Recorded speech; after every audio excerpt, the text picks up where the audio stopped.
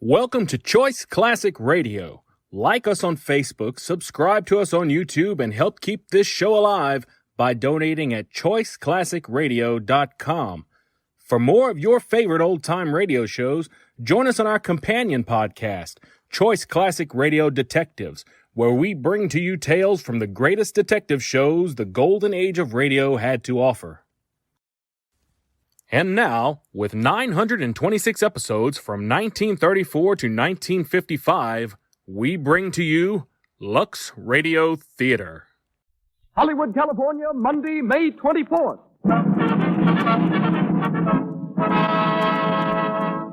The Lux Radio Theater presents Under Two Flags with Herbert Marshall, Olivia de Havilland, Lupe Velez, and Lionel Atwill.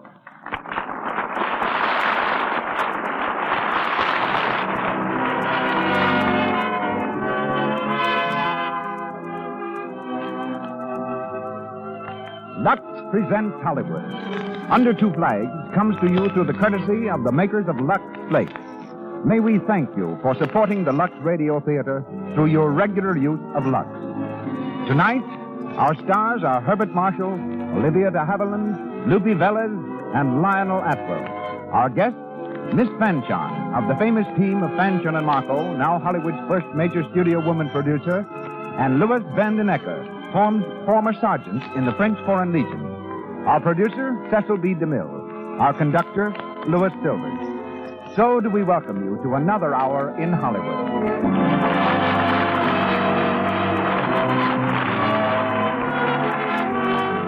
Before starting our play, let me say that from all I hear, Lux Flakes seem to be mighty popular with modern brides.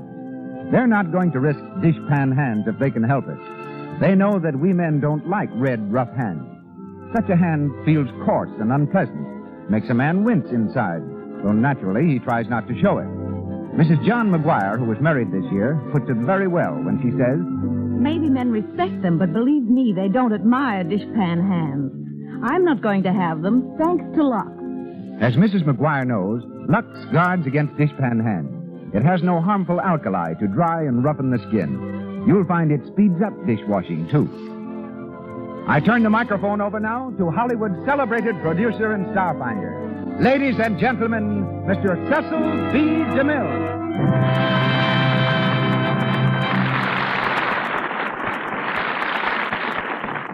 Greetings from Hollywood, ladies and gentlemen. Tonight's production of Under Two Flags recalls memories of the golden age on Broadway. David Belasco was starring Blanche Bates in this great play. I was acting in another production nearby, and frequently members of our company would slip into Belasco's theater to watch Miss Bates rehearsed as Cigarette. Among us was a very young girl, also destined to leave the stage and try her luck in a fad that was soon to sweep the country, moving pictures. She did rather well. Her name was Mary Pickford. Our story is from the celebrated novel of Louise de la Ramée. And tonight, thanks to Paramount and RKO Studios, we star a gentleman of long acquaintance with our microphone, Herbert Marshall. Bart leaves the set of Angel, his new picture with Marlene Dietrich, to portray the role of Corporal Victor. As Cigarette, there's Guadalupe Villalobos, the hard way of saying Lupe Velez. Born in San Luis Potosí, daughter of a colonel and an opera singer, Lupe flared to fame on the Mexican musical comedy stage, and her firecracker personality prompted me to cast her in the third version of The Squaw Man. Olivia de Havilland's third appearance in the Lux Radio Theater finds her in the part of Lady Venetia. Lovely, talented, and youthful, Olivia can look forward to a most brilliant Hollywood future. She's just completed Call It a Day and has begun work on It's Love I'm After for Warner Brothers. Just as busy as Lionel Atwill, who, like Lupe, is home from picture making in England. He's just finished The Road Back for Universal and Last Train from Madrid for Paramount. We meet him tonight in the role of Major Doyle. From this point on, let our stars account for themselves. Up with the curtain, then, as once again we bring you the magic of the Lux Radio Theater, presenting Under Two Flags, starring Herbert Marshall, Olivia de Havilland, Lupe Velez, and Lionel Atwill.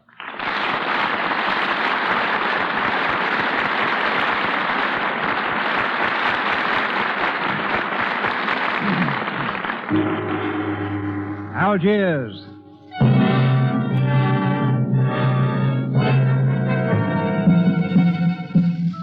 Land of shimmering sands and blazing sun, of trackless desert wastes, of scorching days and magic star-swept nights. Land of the Foreign Legion. On the edge of the Great Sahara, the little Arab town of Saida lies drowsing in the midday heat. Only in the Café Cigarette is there any sign of activity. Cigarette, herself, a vivacious young French girl, moves from table to table, chatting with the patrons. Suddenly the doors flung open as her father waddles excitedly into the room. Cigarette, where are you? Papa, what is wrong? Cigarette, the 14th Company of Legionnaires. They have marched away. What? That is impossible. No, they are gone. With my own eyes, I see them go. They cannot do this to me. They owe me for wine, for beer, for food. Oh, they will never pay now. We are ruined. Oh, Papa, you donkey. Why did you let him go? Why? I am one man. Can I stop a whole regiment? And I am one girl. But I will stop them. I will see the commandant. Oh, no, it is too late. Already they have marched across the desert. The commandant will make the march back. Wait here.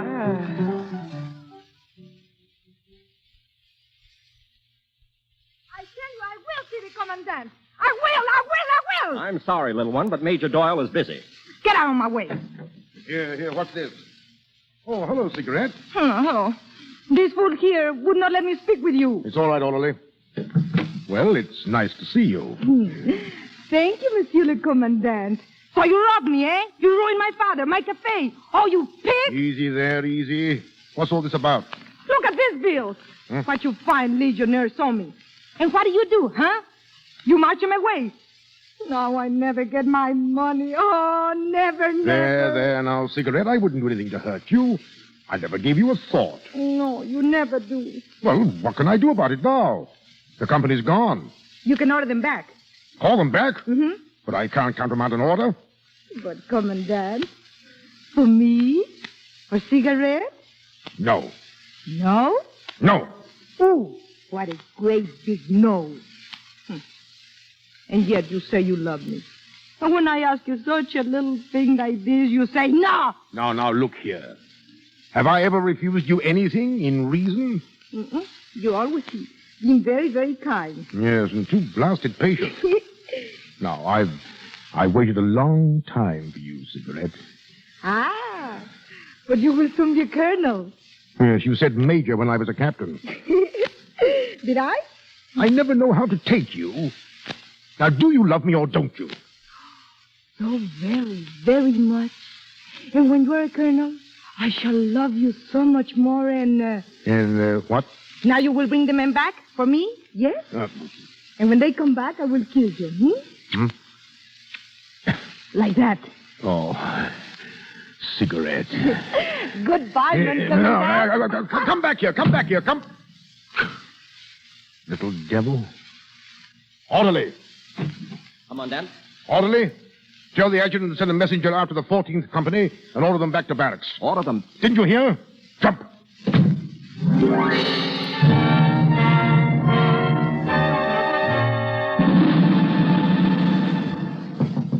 Come in. Commandant? Well, Corporal Victor is here, sir. Victor, who's he? One of the survivors of the 17th Company, sir. Oh, yes. I want to see him. Commandant? Come over here.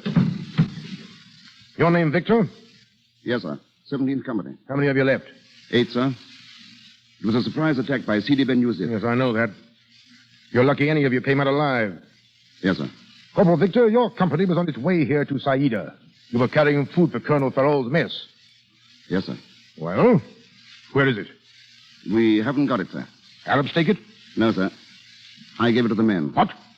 Emergency rations, sir, just after the attack. Emergency rations? How long has caviar been emergency rations? There were no complaints, sir. You know those stores were for Colonel Farrell's private use? The colonel has excellent taste, sir.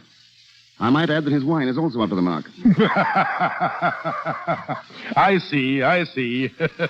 Made up your mind to have one good meal before they finish you off, eh? Well, I think I'd have done the same thing myself. Thank you, sir. Corporal Victor, huh?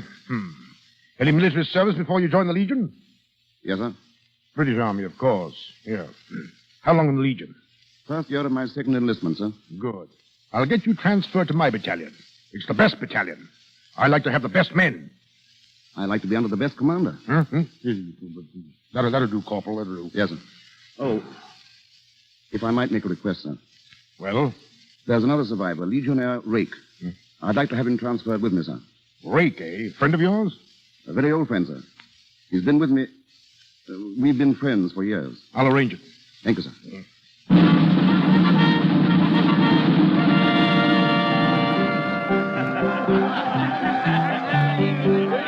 You know, Rick, I think I'm going to like the 14th.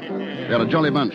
Yes, sir. A bit noisy, sir. Don't call me sir. You really must get out of that habit, Rick. Tried it, sir. But it will slip out like. Hello, my friend. How are you, Ivan? Sit down. Rick and I were just about to open a bottle. A bottle? Of course I'll sit down. Blessed cigarette, blessed here for... Cascady, Yes? who's that man over there? The one at the table with Ivan. You like his looks, eh? That is Corporal Victor. Oh, Corporal Victor. Uh-huh. I think I must welcome you. You will like it here, Corporal Victor. I'm sure I will. Corporal Victor, I welcome you to my cafe. I am Cigarette. How do you do, mademoiselle? May we have 3 glasses, please? What? But I am Cigarette, the mascot of the company. Again, how do you do? We are very thirsty, if you don't mind. But always, the first time you come, Cigarette gives you a bottle of wine. Thank you, mademoiselle, but we have cognac, as you see. Now, may we have our glasses? So, you refuse my wine. You insult me, my cafe. Perhaps we should be glad of your wine later. We have no glasses for you, now or later. You are too good for us here, Corporal Caviar. Oh. If you're not going to serve us, mademoiselle, we shall have to go to another cafe. Don't let him get away, Cigarette. You lose a customer. Sit on his lap, Cigarette. Oh, no. The corporal would not like for someone to sit on his lap. Like this. That's quite all right, mademoiselle. But I hope you don't mind if I stand up. Like this. Oh, you pig! You dog! You sit me on the floor, yes? Yes. Good night, mademoiselle.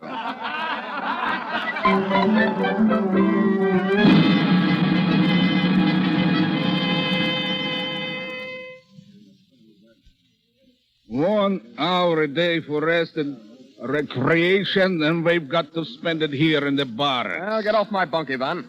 Don't. Oh, come on, get off. Don't you think you better have a nap, sir? I mean, Corporal. Thanks, Wake. I'd rather finish carving this model. The horse, sir? It's a model of Forest King. Like it? Carved him a bit delicate like, haven't you, sir? His legs, I mean. Oh, perhaps I have. Yes, you'd have a broken foreleg with a bone like that. You know, sir, at the time you almost hit the rail at Aintree. He had a great heart, that fella. The biggest in England. Oh, sir, it would be nice to see him again, wouldn't it? He's about the only thing I'd care to see again. Attention! Commandant going the rounds. All ready, Commandant. Listen, men. We're having a visitor. An English lady from the hotel. Now, act your best. At ease, men. Is this the place, Commandant? This is it. Come in, Lady Venetia. I do hope the men don't mind. Mind? Why, they're honored. Well? Oh, the men must be tortured with the flies. Shouldn't they have screens in their quarters? Screens. It's said in the Legion that when a fly bites a legionnaire, the fly dies. Is that right, Corporal? Quite right, sir. Oh. How do you do? How do you do? Corporal Victor, one of my best men, Lady Venetia. English, of course. Got a fine record. In the Legion, I mean. Nothing to be ashamed of there, at any rate. Thank you, sir. This carving. Is it your work, Corporal? My recreation. It's beautiful. A perfect model of an English thoroughbred hunter. A hunter, is it? The lot he knows about those. He sees nothing but Arab ponies in these parts. Might have been carved from memory. Not likely, I should think. But that's dangerous grammar, lady. Better not look into their pasts. I'm sorry, Corporal. I'm glad you like the model, my lady. Well, shall we get along, Lady Venetia? Thank you, Commandant. The other barracks, my lady, are... It gave me the creeps when I saw the way you looked at her. For a moment, I thought she knew you. No. I've never met her before. She's beautiful, isn't she?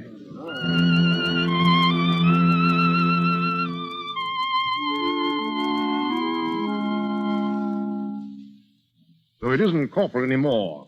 It's sergeant from now on. Sergeant Victor. Thank you, sir. Now, you know Arabic, Sergeant? Yes, sir, some. Good. I have an assignment for you. Important. Go down to the Arab horse market. Some new traders have just come in from the desert. And keep your eyes open. For what, sir? For any talk of Sidi Ben Yusuf. Any hint that he's collecting his tribes. Very good, sir. Oh, and, Sergeant. Yes, sir. You may see an English captain down there. One of the party of visitors. He'll be buying horses. See that he isn't cheated. Huh? I'll do my best. So long now.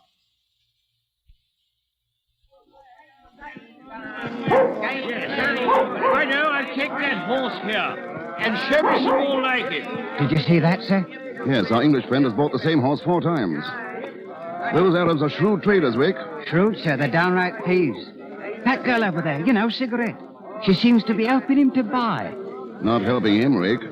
I should say she's helping the Arabs to sell. Come on. The Englishman will buy this tree and this black one here. No? Oh, but that gray one, I think I like him better. Good afternoon, sir. Hey? Oh, good afternoon. Buying horses, sir? Yes. What do you want here, Sergeant Caviar? Oh, just looking on. Look here, Cigarette says the black's a finer horse than the gray. You agree, Sergeant? Since you asked my opinion, sir, I would take the gray. The black is a bit weak in the forelegs. And what would a legionnaire know about horses? You take my word, mon captain. I know. There's one way to prove the black is best.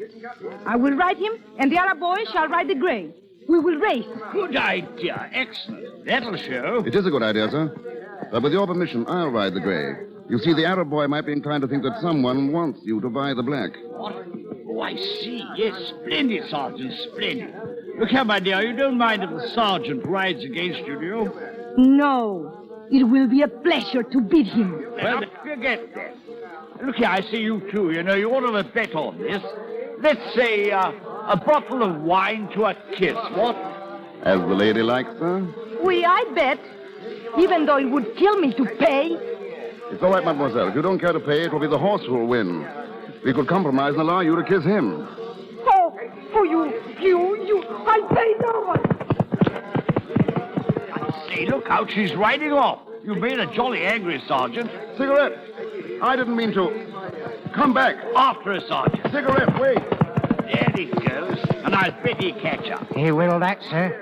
Look at him, going right out into that desert.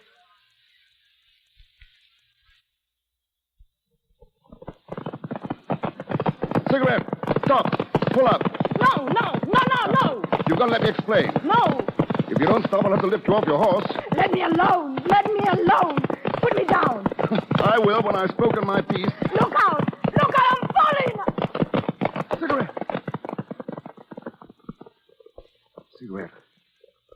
Cigarette, are you all right? Can you sit up?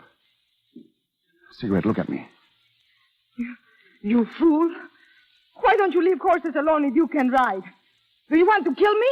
Do you want to break my neck? No, I couldn't break that lovely little neck. Oh, I hate you. I'm terribly sorry if I was rude. Sorry? Yes, really. I didn't mean to offend you. No? The first time you come to my cafe, you insult me. And the next time you see me, you tell me to kiss a horse. You know, after all, you did say it would kill you to pay the bet. Are you really sorry? I am indeed. And you have forgiven me? Would it have killed you if I had paid my bet? I should say not. Then, here. You like that? Like No. it? Who wouldn't? I'm sorry we didn't bet some more. Oh, but we did. 5, 6, 10 bets. And every time you won. Huh?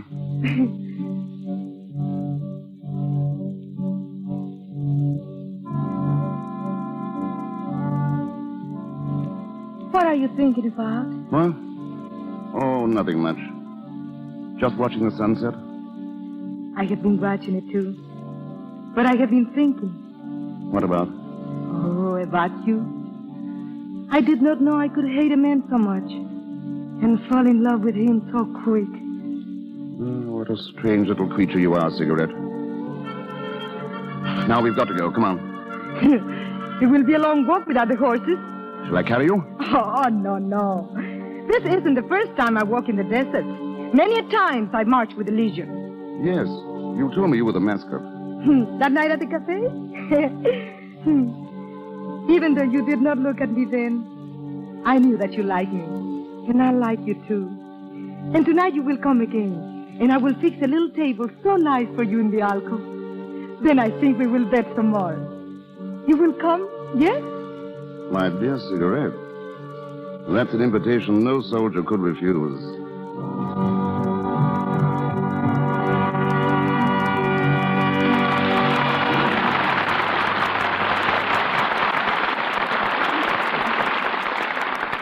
Before going on with our play, let us imagine for a moment that we're in a typical American home in which we meet three members of our unseen radio audience. First, you hear Joe's sister, Dorothy, who has come over tonight especially to listen to Under Two Flags with Nan and Joe. It's a swell show, isn't it? I wouldn't think of missing the Lux program, and I couldn't live without my Lux. Oh, seems to me there's always something or other you can't live without. Now, there's a brother for you. I'm really very economical, Joe, darling. Yeah. But listen, Nan, I got 4 of the grandest dresses today. I'm going to be the best-dressed girl in town. 4? Oh, Dot, you are getting extravagant. I'm not, thanks to Lux Flakes. You see, dear, I can put more money into new clothes this year because Lux has been saving me so much money on cleaning bills, and my things last so much longer now. They're really new-looking. Besides, it leaves dresses so clean and sweet. Are you going to Lux everything? Yes, ma'am. I'm not buying a thing that isn't Luxable. Then nothing but Lux Flakes will ever touch them. I'm too thrifty to risk ordinary soaps or rubbing with cake soap. Dorothy has found the way to dress well at very little cost. Nowadays, every store is full of Luxables that are knockouts for smartness. And they'll look as smart at the end of the season as they do right now if you stick to Lux. These gentle flakes are made to protect colors and fabrics. Remember, anything safe in water alone is safe in Lux. Back now to Mr. DeMille. Under Two Flags, starring Herbert Marshall, Olivia de Havilland, Lupe Velez, and Lionel Atwill. It's later the same evening. Convinced that Sergeant Victor is in love with her, Cigarette sings happily as she prepares the private table in the cafe. But the sergeant has forgotten his promise. He's late even now, and Ivan, the Legionnaire, amuses himself by poking fun at Cigarette.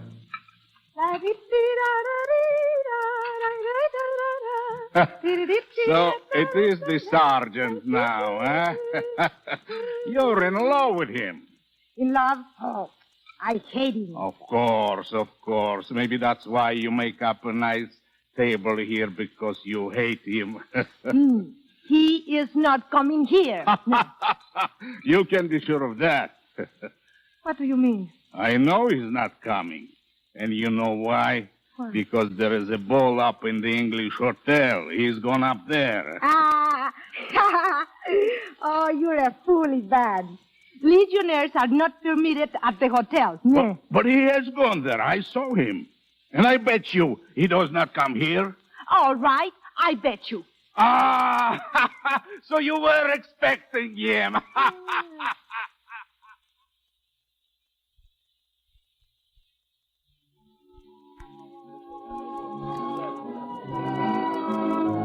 There I was, Lady Venetia, down there with the old Arabs buying horses. I've heard they're rather shrewd, Captain. Well, of course, I had to watch my step, I did. Excuse me, sir. Oh. What is it, Sergeant? Important dispatches just arrived, sir. From Egypt? Quite possibly, sir. Sure, I must go. You coming, Lady Venetia? No, I'll wait. Don't be long, Captain. No, I won't. And thanks, Sergeant. So, a sergeant now. Yes, my lady. Tell me, was there any such important message? There might have been, but I didn't bring it. It's very dangerous for you to be here under false pretenses. It is indeed. Twice dangerous. Twice? A firing squad on one side. Your eyes on the other. You're a daring man, Sergeant. I had to come to bring you this. Oh, the model of the horse. You were kind enough to admire it. Will you accept it from me? As a gift? Thank you. I shall love it. Not only for itself, but because you risked so much to bring it. Do you know, this is the best exciting thing that's happened to me in all this monotonous country? Africa, monotonous? Well, look about you. Isn't it monotonous? But this isn't Africa. It's just a ball in a hotel in any part of the world. Africa's out there. In the Arab quarters, the Jewish bazaars, the cafes, the Kabyle dancers. Things I'm afraid I shall never see. Things you ought to see if you want to know Africa. I could take you, you know. Or perhaps adventure doesn't appeal to you. You're daring me, aren't you? Yes, You realize it's absurd, impossible, quite. and that's why I might do it? Of course. Oh, you oughtn't to tempt me. When can we go? Now, Now. How can we get out? can you climb? I used to climb apple trees. Then come on. The balcony shouldn't present any difficulties.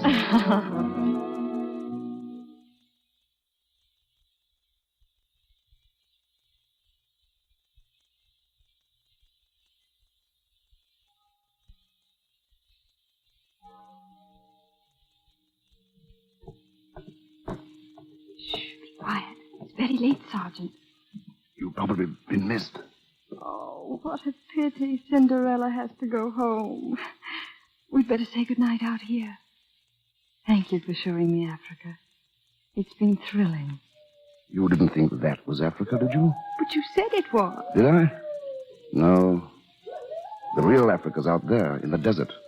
The Maibu Oasis at full moon. Maibu. It sounds enchanting. And only 3 miles out? Are you tempting me again? Yes. Are you tempted? Dreadfully. But of course it's impossible. Oh, quite impossible. I'm afraid so. Unless... Unless Will there be a full moon tomorrow night? I shall see to it personally. Good night, Sergeant Victor. Good night, my lady.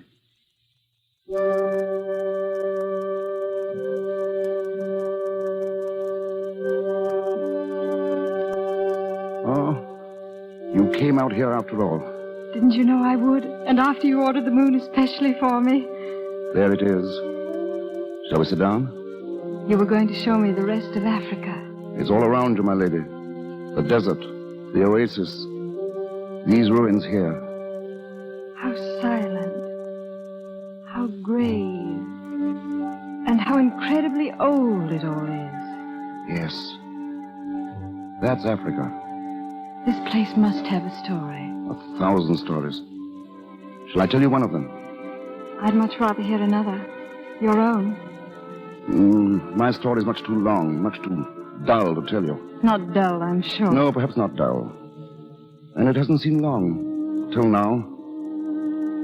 After this, it'll be endless. After this? Being with you. Feeling the nearness of you. You'll never know what it's meant to me. Oh, please, you mustn't talk this way. Do I frighten you? No, but... You see, it's the old trick. I'm just playing on your sympathy. Oh, you had that from the first moment I saw you. You don't belong here. You're miserable here, aren't you? I was. I'm not anymore. You mean that I... Yes. You've changed everything for me. Venetia. Oh, don't say any more. I must go back now. Do you want to go back? No. That's why I must.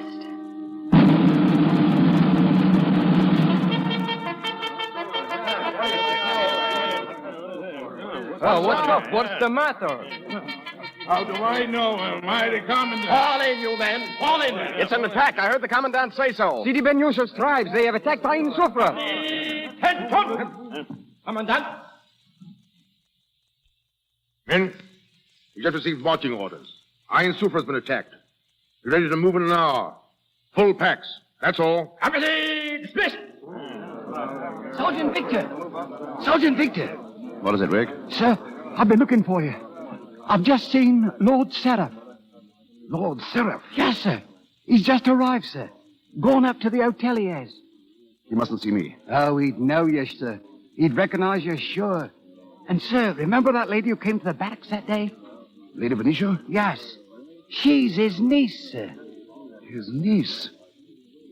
Rake, you got to pack for me. But we're marching an hour, sir. I can't help that. I gave the carving of Forest King to Lady Venetia. It has the name carved on it. I've got to get it back. Oh, he'd know Forest King, sir. Bring my kit. I'll meet you at the parade ground.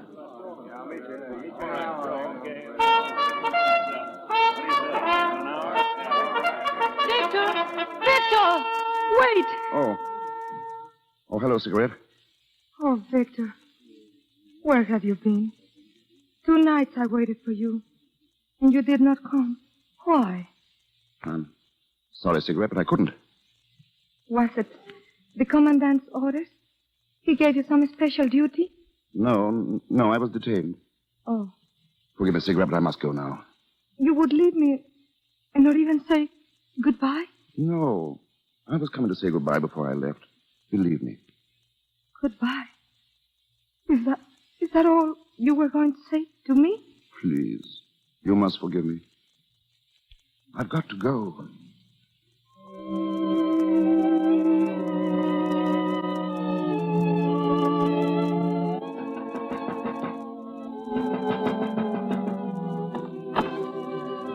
Victor.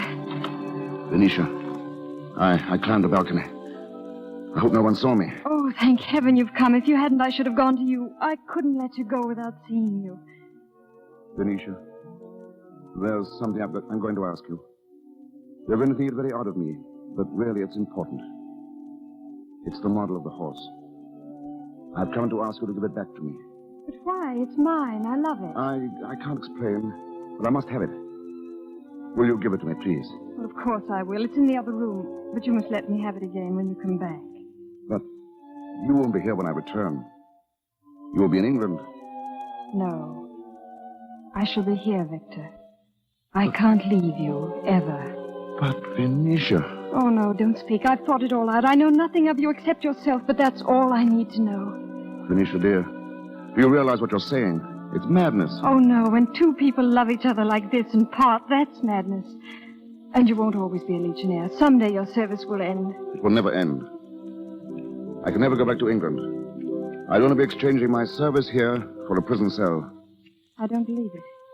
You're trying to frighten me because you think it's hopeless. But it isn't hopeless. I won't let it be. You can't forget me, Victor. Can you? No. You want me to wait? Want you? Then I will.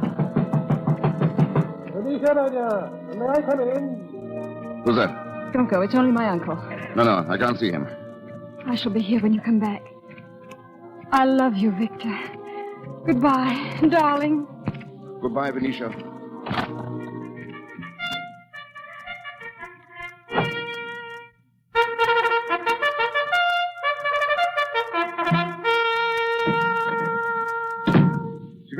Cigarette, where are you? Yes, Commandant. Look, my darling. You see this? It's my new commission. I've got it, Cigarette. I'm a colonel. The Colonel? Don't you see? This is the thing we waited for, planned for. Cigarette. Cigarette. Oh, you're crying. What is it? Darling, tell me, what is it? I cried because you go away. Maybe you never come back. You lie. It's that sergeant. You've been different to me since the first time you laid eyes on him. Not a decent kiss have I had since that day. It is not true. I hate him. You're lying to me. You're lying to me. Aren't you? Aren't you? Yes, I am lying. It is the sergeant. You're crying for him. I warned you once, Cigarette, that I'd never let another man take my place. No man ever shall. What do you mean? I warned you, Cigarette.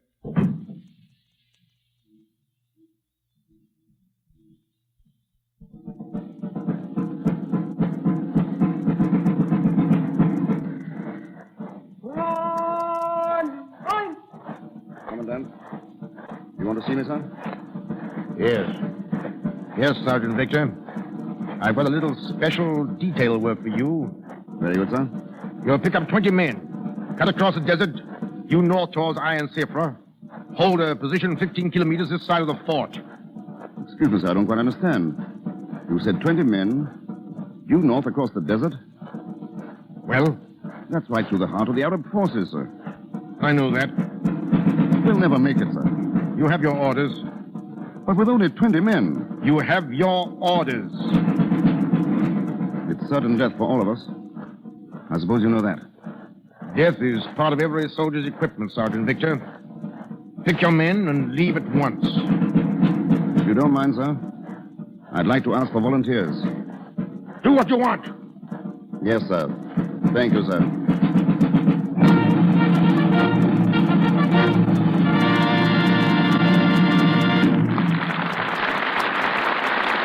We pause for station identification. This is the Columbia Broadcasting System. KMX Los Angeles, the voice of Hollywood.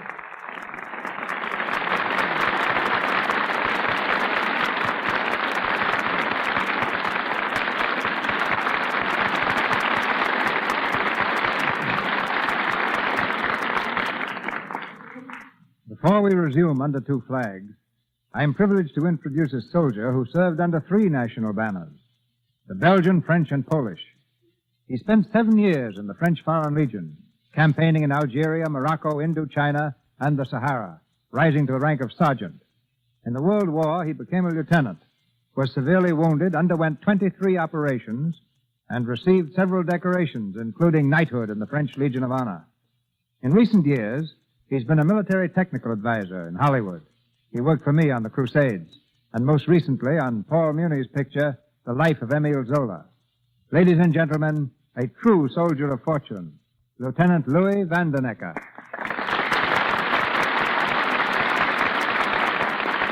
My thanks, Mr. DeMille. I suppose a lot of people are wondering what crime I committed to have joined the Legion. If I disappoint you, I'm sorry. But the law and I have never had any arguments. Men join the Legion for one reason: adventure. Criminals are not found in the ranks, and if one of them manages to join, he is soon arrested by civil authorities. It was my impression that they ask no questions when you join the Legion. That's true, but that does not keep criminal that does not keep police from chasing a criminal. What are the qualifications then for enlistment? Only 2. You have to be of age and in excellent health. In our play, Van, we mention Ain Sufra and Saida. Do those towns mean anything to you? A great deal. I served many months at both places. In fact, at Ain Sufra, there is a bottle embedded in the wall of one of the buildings. In it is a slip of paper with my name and the date, just a souvenir I left behind. As one who encountered the Arabs many times, what's your opinion of them as fighters? Very high. Arabs have no fear. They believe that if they die fighting, they will go to paradise with many pretty girls. We had our hands full many times, and I've been just as scared as anyone could be. When marching, the legionnaires are always in square formation, ready for instant trouble. And at night, they pitch their camps in square formations too. They are never without their rifles or their picks and shovels.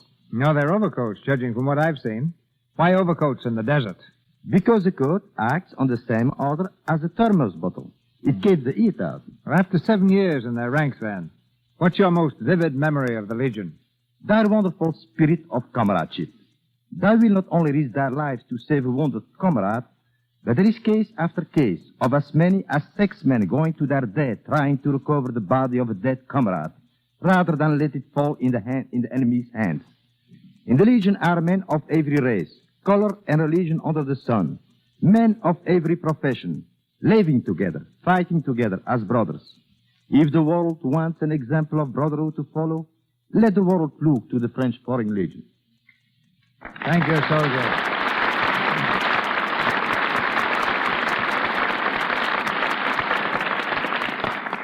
Herbert Marshall, Olivia de Havilland, Lupe Velez, and Lionel Atwill take up our story, Under Two Flags.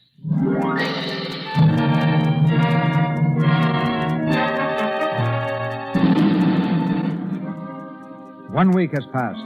The The fighting has broken out at Ain Sufra, but no word has come from Sergeant Victor and his 20 men, doomed to perish trying to hold a hopeless position. In her room at the hotel in Saida, Lady Venetia turns toward the door as her uncle, Lord Seraph, enters. Venetia! Yes, Uncle Harry? I say, Venetia, where in heaven's name did you get this? This model of the horse here. Oh, it was given to me, Uncle Harry. But when? A little over a week ago. Curious. Very curious indeed. It must be an old carving. Well, I'm sure it isn't old. As a matter of fact, I know it's new. But that's impossible. Don't you see? It's Forrest King, Tony Brett's old horse. It has the name carved on the back. Tony Brett? Who's Tony Brett? Don't you remember the scandal? Tony Brett's younger brother committed a crime, and Tony shouldered the blame himself. Last summer, Tony's brother was injured, and just before he died, he made a full confession absolving Tony. And where is Tony Brett now? Why, he's dead, I believe. The man that carved that horse and gave it to me is a legionnaire, an Englishman and a gentleman. He must be Tony Brett. Impossible. But wait a minute. As a matter of fact, none of us ever saw Tony's remains. I can't tell you how I know, but I have a feeling, I'm sure, that Sergeant Victor is Tony Brett. Isn't it said that the Legion is full of dead men? Where is this man? I'd know Tony anywhere. He's gone, marched away with Colonel Doyle's battalion. Can't we get him back? I'll do what I can. You want him to come back very much, don't you, my dear? I do. So much. I beg your pardon, Lady Venetia. Yes, Paul? You asked to be informed of any wounded return. Yes. There's a train of ambulances just arrived, my lady. Oh, thank you, Paul. Thank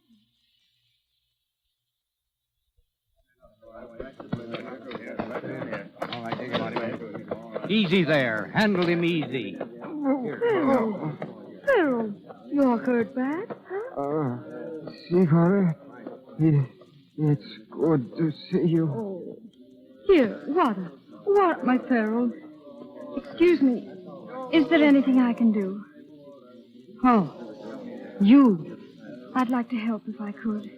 If you're here to look for Sergeant Victor, you need not look any longer. He's not coming back. What do you mean? You know something, mademoiselle? Yes, I do know. The commandant has sent him to a post of death. Sergeant Victor will stay there until he dies.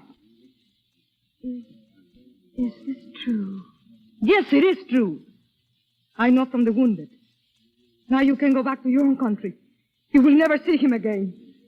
Why do you tell me this? Because I love him as you could never love him. He does not belong with your kind. He's of the Legion, and they are my kind. Would you follow them into the desert, as I have done? Would you march with them and nurse them and close their eyes when they are dead? I have shot them. Do you hear? So that the Arabs could not take him alive. Could you do that? No. Oh, you poor child, you do love him. Yes, I love him. And I could save him, too. You could save him? How? In a way you could not understand. But why should I save him? Huh? For you? But you said that you love him. If you really love him, can you let him die? Can you? Go back to your hotel. Go back to your soft life and easy ways. What are you going to do, mademoiselle? I'm going to the commandant at Ain Sufra. I'm going to save Sergeant Victor. For you.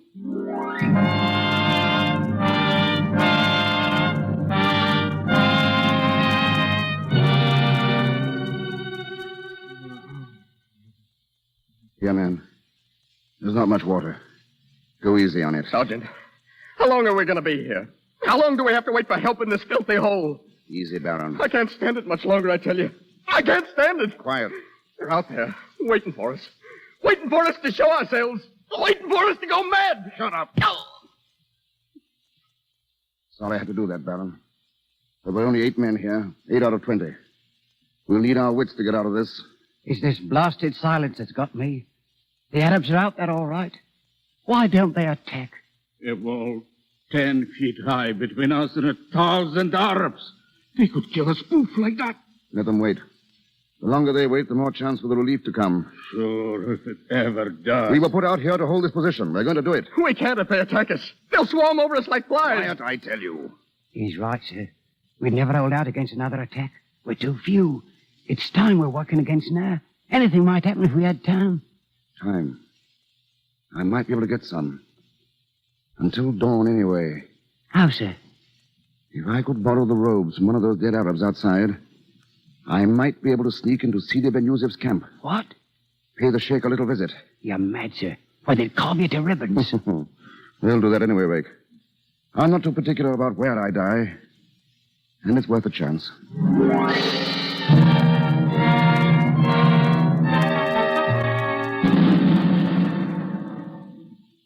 Qaid Ben Yusuf. What is it? One of our horsemen, Qaid. He would talk with you. Send him to me. Well? Good evening, Sidi Ben Yusuf. An Englishman. How did you get here? It's a pleasure to renew an old acquaintance. Old acquaintance? I don't seem to recall your face. Oxford. You were at Balliol. I was at Trinity. You haven't forgotten those afternoons at Professor York's? Oh.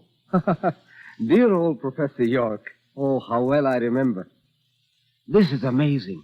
Old classmates meeting here in the heart of the desert as enemies.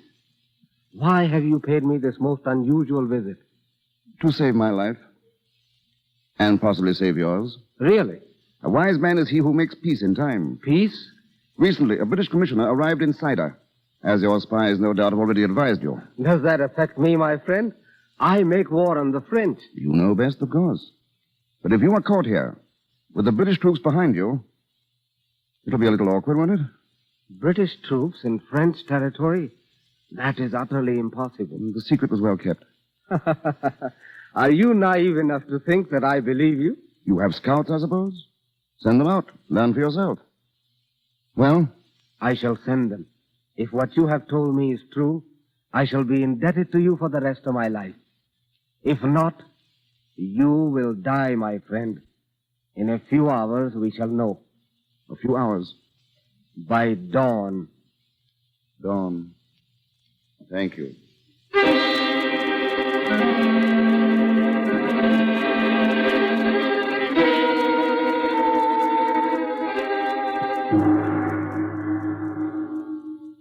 Good morning, my friend.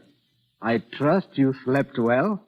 Excellently, thank you. And that you enjoyed your morning meal? I found it a delightful relief from hardtack. I am very glad, since it will be your last. Really? You lied to me. I have had scouts out all night. There are no British within 500 miles, and you knew it. Quite. And I was quite surprised that you believed me at all. And now it's my turn to amuse myself with you. Uh-huh. I'm curious. What do you intend to do with me? Remember the old soccer games? We are going to play it now. With horses. You will be the ball. It should be very amusing, Sheikh. For me, yes. But for you, I doubt that you'll care for it. What's that? Quiet, the Legion, 4 squadrons. They ride from the north. So, this is what you waited for, my friend. The relief, Sidi Ben Yusuf. We hope they might be here at dawn. And so they are. It's a pity you won't be there to greet them. I shall try my best. Stop him! Stop that man!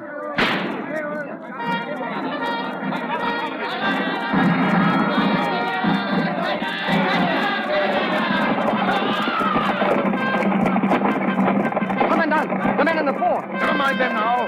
Open order. Extend the right wing and charge from the rear. Extend your right wing. Close formation on the left. Never mind the fort. Commandant! Cigarette! I told you to stay behind. I'm riding with you. I've a battle on my hand here. Get to the rear. You promised to save him. Send your men to the fort. Get back, I tell you. You want to be hit? Turn your horse and go back. I'm riding with you.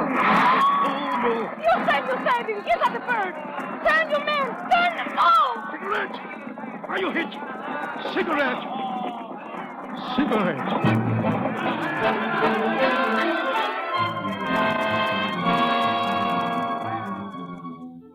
It was about here that she went down, Sergeant Victor.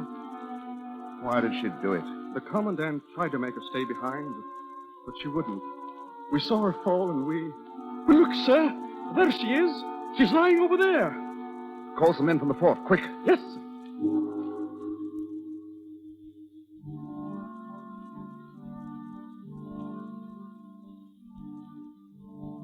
Cigarette.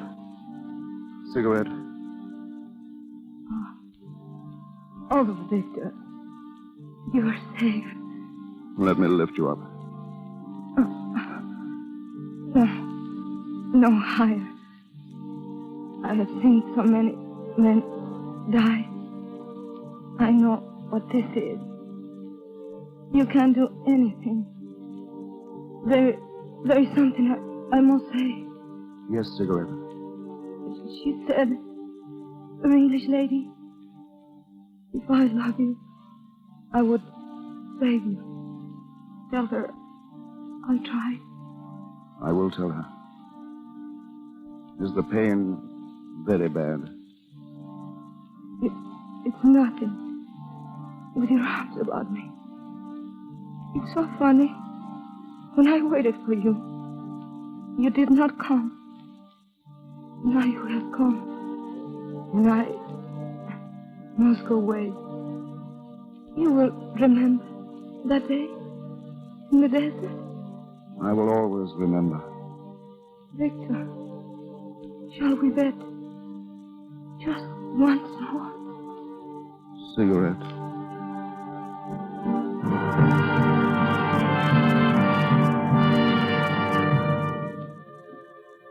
And that was the way she died. Out there in the desert. In my arms. Poor Cigarette. She loved you too, darling. And she wanted to save you. For me. I shall always be grateful to her for that. Venetia. That day you spoke to her.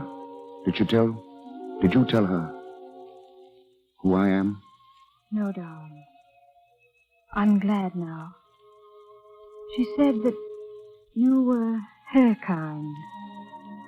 And wherever she is now, she'll be happier believing that.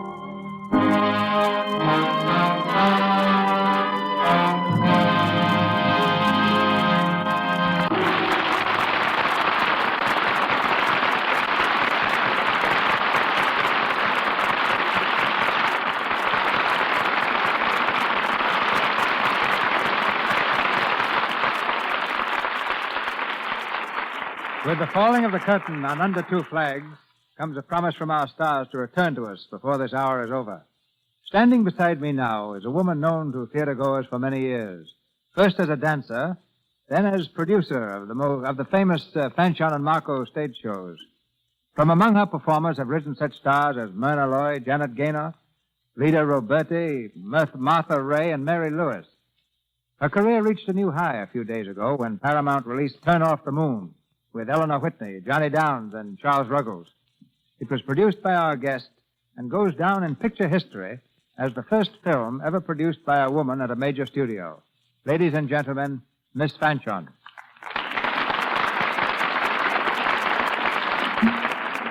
For many years, ladies and gentlemen, the two names, Cecil B. DeMille and Lux, have meant a great deal to me. In fact, Mr. DeMille gave me my first chance to direct dances in pictures. Mm-hmm.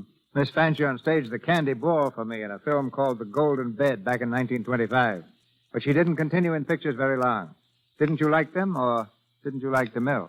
I assure you that it was only the pictures. Today, however, with the best in stories, actors, and photography, and with men like you still at the helm, I'm sure there's no medium of entertainment like the screen. You also mentioned Lux a moment ago. I can't say too many nice things about Lux Flakes. Did you mean you can think of something that your former orchestra leader, Melville Ruick, hasn't already said? Well, I can say that at one time, Marco and I had as many as 1,000 girls performing throughout the country in our stage shows. And do you know, Mr. DeMille, that a part of the equipment of each of those girls was a box of Lux Flakes? It's by far the best way of keeping costumes beautifully fresh, and it's especially good for silk stockings. I've used Lux countless times myself when Marco and I were starting out. It was more important to me to keep my costumes looking right than it was to eat. When it came to deciding between a hamburger and a box of Lux, my stomach was usually the loser. That's what I think about Lux. As the first woman to produce a major studio picture, what do you think makes a good film? Well, I hope to show that in my next two pictures, Summer Romance and Argentine Love. I believe in youthful romance, and comedy, music, and dancing. In other words, an entertaining, light, happy production. I found out that about 99% out of 100 people that step up to that box office to buy a ticket do so because they want to be amused. I'm going to try to satisfy them. Education has some place on the screen, too. Yes, but a cheerful story can educate just as much as preaching. Such a story teaches everyday practical things like what's new in clothes, in dances, and an appreciation of good music. It teaches good manners, how to talk honestly, and how to live honestly. Lots of people turn to pictures as an escape from ordinary and very often sordid circumstances. They need hope and a little cheering up, a little laugh. And that's what I'm going to remember as long as I'm producing pictures. And now, Mr. DeMille, and all of you, my thanks. Good philosophy, Madam Producer. A moment now with the evening stars. Herbert Marshall, Olivia de Havilland, Rupi Velez, and Lionel Atwell.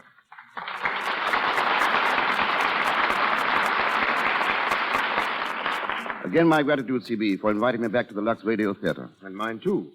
While I have an opportunity, a word of appreciation to Louis Van den Ecker for his splendid account of the French Legion. Yes, it interests me particularly, Lionel, because in our research for my next picture, The Buccaneer, I discovered that one of the Legion's greatest battles was fought in Mexico. I can tell you about that. Oh, please do tell us, Lucy. Well, Olivia, it took place in 1863 near Veracruz, at the time when Napoleon had made Maximilian Emperor of Mexico. Only 7 French soldiers survived, but the Mexicans admired the courage of the legionnaires so much that they allowed the 7 men to leave the battlefield with their rifles. Well, perhaps it inspired Louise de la Ramée, for she wrote the book Under Two Flags not long afterwards. Yes, and it may surprise you to know that she wasn't French but English. But why did she use the pen name of Ouida? Because as a child, that was the way she pronounced Louise. Oh. She was a strange personality. Took particular delight in insulting everyone. Lived on a lavish scale for years and died almost penniless in Italy. That should teach us all to save our money, like I do. I wish you'd tell us how you do it, Lucy. Oh, it's easy and lots of fun, too. I cook all the meals. I paint the garden furniture and the swimming pool for Johnny. You know, my husband, Johnny Weiss Miller.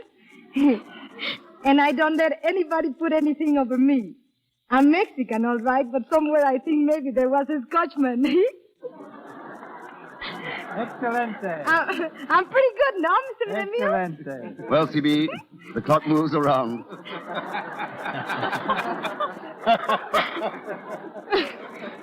And I know you have an important announcement to make a little later. So we'll join the audience and say our adieu in a little verse from Trilby. You may remember it. It starts, a little work, a little play. To keep us going, and so good day. A little warmth, a little light. Of love's bestowing, and so good night. A little trust that when we die, we reap our sowing. And so goodbye.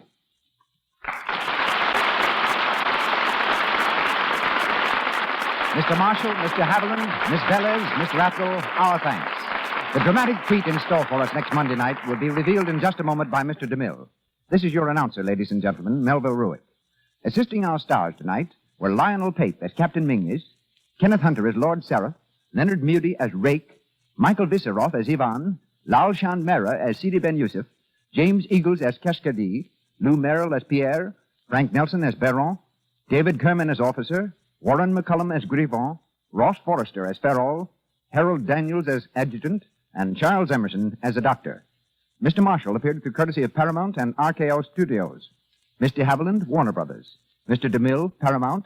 Lionel Atwell and Louis Silvers, 20th Century Fox, where the latter was in charge of music for the new film, Café Metropole.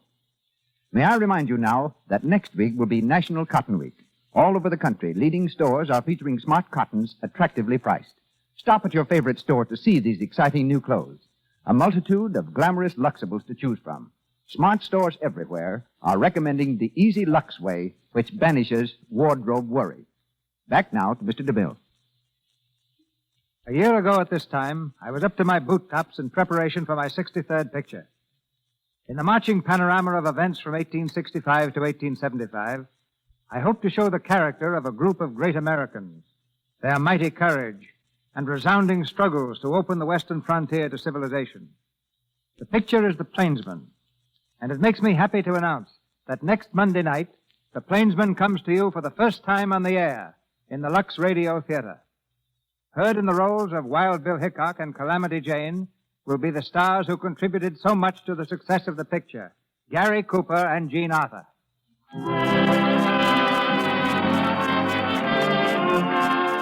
Our sponsors, the makers of Lux Flakes, join me in inviting you to be with us again next Monday night when the Lux Radio Theater presents Gary Cooper and Jean Arthur in The Plainsman. This is Cecil B. DeMille saying good night to you from Hollywood. This is the Columbia Broadcasting System. KNX, the Columbia Station, Los Angeles. That concludes today's episode. We'd like to thank you and remind you to donate at choiceclassicradio.com. Remember, your donations make episodes like this possible.